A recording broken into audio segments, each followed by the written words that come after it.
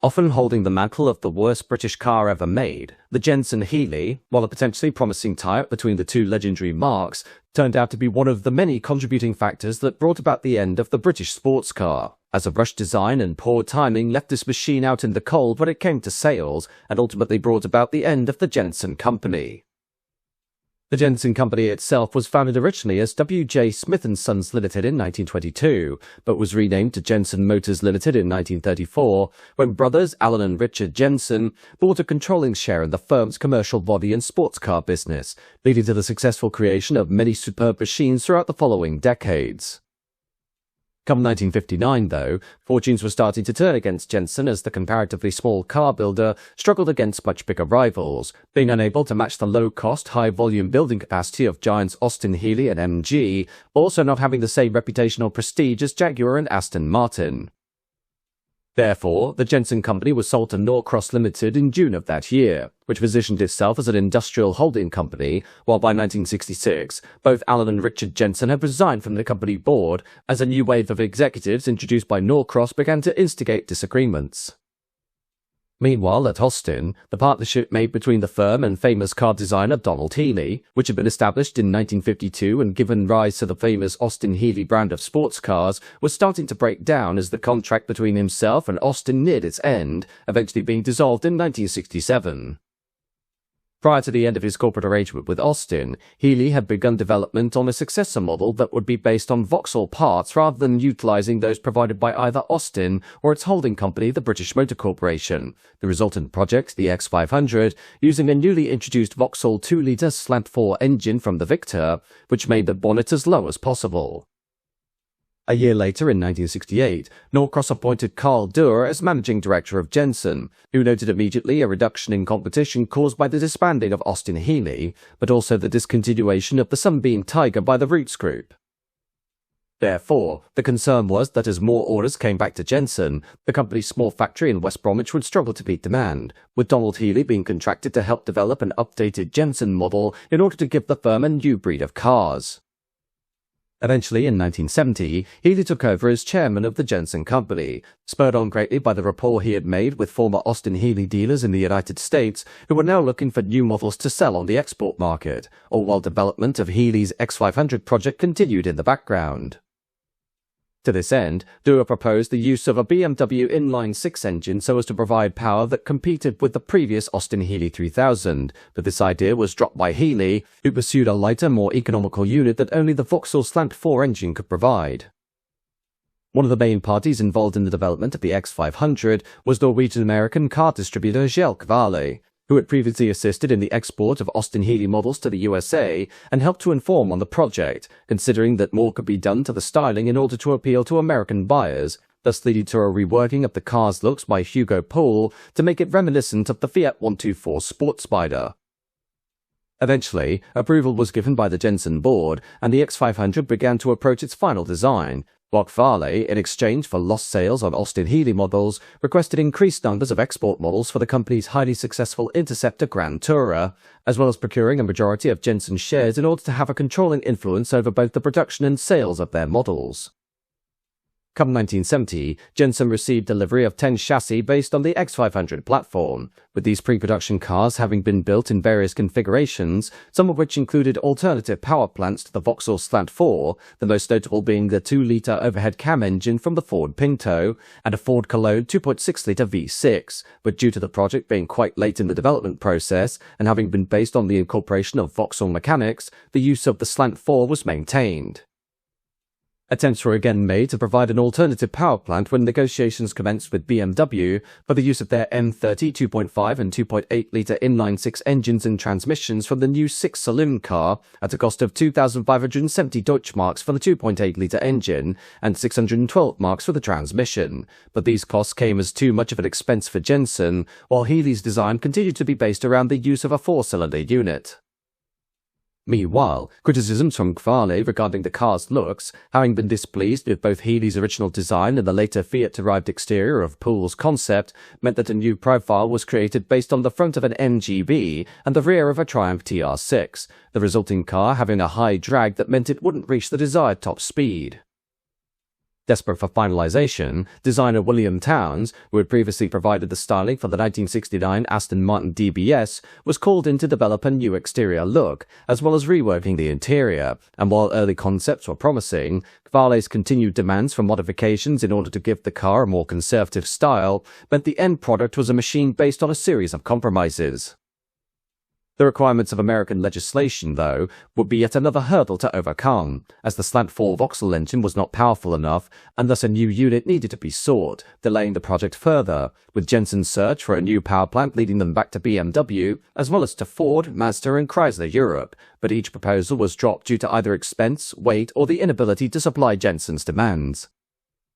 However, one unofficial test was undertaken whereby a BMW 2002 was rented from Hertz, cannibalized for its engine and transmission, which was tested in the X500, then refitted back into the 2002 prior to its return to the rental company, who were none the wiser.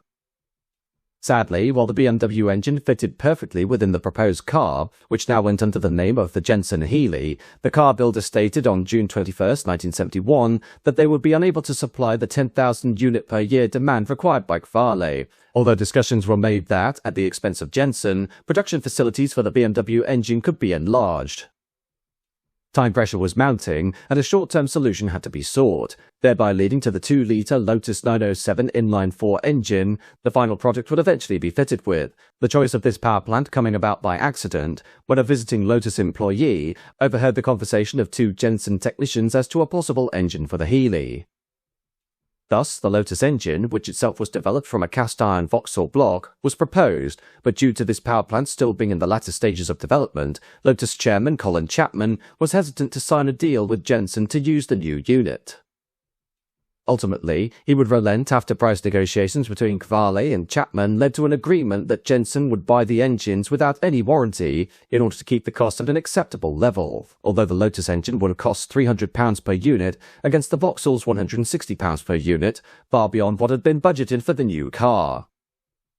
Sadly, engine trouble was the last of Jensen's worries, as the Vauxhall gearbox was soon found to be not suitable, and thus alternatives were sought, the final settlement being on the use of a 4-speed gearbox carried over from the Sunbeam Rapier H120, with the Roots Group being able to produce these components in numbers that could supply both their own products but also the Jensen Healey. Finally, in January 1971, the first running prototype of the Jensen Healey came down the production line at the company's West Bromwich factory, but in order to meet Varley's highly optimistic forecasts for the car on the American market, which would require a production rate of 200 units per week, Jensen sunk large amounts of his capital into new equipment and staff so as to be ready for mass production. However, Jensen craftsmen, renowned for their hand-built personal touch, were not suited for large-scale fabrication, which led to clashes with the recently hired line workers, while at the same time the trade unions began to start disputes on the assembly line.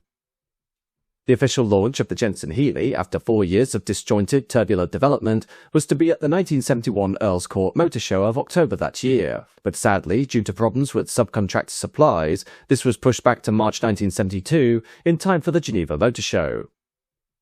Around the same time, a press launch was undertaken at the factory with 2 units on display, one complete and one with the wheels taken off to show the suspension, with the car receiving favourable views from both critics and potential customers upon its initial viewing. This enthusiasm rapidly waned though, as aside from there being a severe backlog due to the production facilities at West Bromwich not being automated, requiring a significant amount of manual labour to push incomplete cars from one stage of assembly to the next, workers were receiving a steady supply of Lotus engines, and those that did arrive were suffering from an alarming number of design and build faults. As the deal signed between Jensen and Lotus had no warranty in order to save on costs, the latter couldn't be held accountable for the poor workmanship. But regardless, when production of the Jensen Healey began in earnest, customers quickly saw through the new face of the Jensen company, and due to build quality faults, initial buyers bombarded the firm with warranty claims. Complaints ranged from the paint finish, leaking soft tops, the poor reliability of the Lotus engine, oil pressure problems and leaks, slipping cam belts and flooding carburetors, with these many concerns quickly tarnishing the car's reputation. With there being no warranty filed to Lotus, Jensen were lumbered with the costs of having to amend the Healey's many faults, and what few profits the company was making were rapidly being eaten up trying to get their car reworked, while development of Varley's other proposed Jensen models, the F-Type and G-Type, had consumed up to £2 million of the firm's dwindling cash supply. Amid serious considerations as to dropping the Lotus engine in favor of a new power plant, Jensen proposed using the Simca Type 180 inline-4 power plant from the Chrysler 180 saloon, as well as starting negotiations with Ricardo Consulting Engineers in April 1973 as to the creation of a new engine that could be developed in 18 months and at a cost of £160,000, with Ricardo demanding royalties for each engine produced to the tune of £10,000, but this proposition came as too expensive for Jensen, and thus all discussions ended. Then, in October of that year, the oil crisis caused by the Yom Kippur War meant that sales plummeted for the highly inefficient Jensen Interceptor Grand Tourer, the company's only steady source of income, compounded further by government-imposed energy-saving measures that led to a 3-day working week. Meanwhile, Jensen Healey sales continued to triple along at only 3,500 units sold for the first 2 years of production, a fraction of the 10,000 cars envisaged by reuploaded for the same period, with an outraged Donald Healey and his sons, Brian and Jeffrey, being so disgusted by the car's performance that they withdrew from the Jensen board in April 1973, with their departure coming just a month before the revised Jensen Healey Mark II was unveiled. The Mark II had been redesigned by Bill Towers to include a modified interior, upgraded dashboard, and revised front fenders and headlight finishings, with the car being a modest improvement over the original Healey, while also having ironed out many of the problems with the Lotus engine. In 1975, Jensen proposed a shooting brake version of the Healey for the American market, a concept considered by reuploaded, who had risen to Jensen Company chairman in October 1974, as a possible Grand Tourer that would slot him below the Interceptor in the product range, with the resulting car, known as the Jensen GT, removing the Healey name as, with his departure, Donald Healey no longer allowed the use of his title on Jensen products, although the valve covers still showed the Jensen Healey name on them. Unfortunately, the Jensen GT came far too late to reverse the fortunes of the ailing firm, with production having fallen from 25 cars per week to just 12, while 700 workers, accounting for 2/3 of the company's workforce, were made redundant to cut overhead in July 1975, followed in September by the appointing of an official receiver by the Bank of America to help sort the company's finances. reuploaded would lay blame for Jensen's collapse on militant trade unions, while the financiers were of the opinion that his plans for turning the small car firm into a mass-production builder were far too ambitious for the available capital. But regardless, production of all Jensen models ceased, and the factory was sold off in August 1976, with construction for the Jensen GT having lasted less than a year and seen only 509 units built, while 10,500 Jensen Healeys had been constructed overall, and the Jensen name itself was revived as 2 new companies, Jensen Special Products, or JSP, and Jensen Parts and Service Limited, or JP&S. These firms acquired the remaining assets of the Jensen firm and restarted car production at a very low rate throughout the remainder of the century and into the 2000s, whereupon it was totally dissolved in 2011. To summarize, the Jensen Healey, while an ambitious project, was a concept that far outstripped the small car builder of enough capital to reach efficient realization, the legacy of this failed machine encapsulating all that was wrong with British sports cars during the final years of their popularity.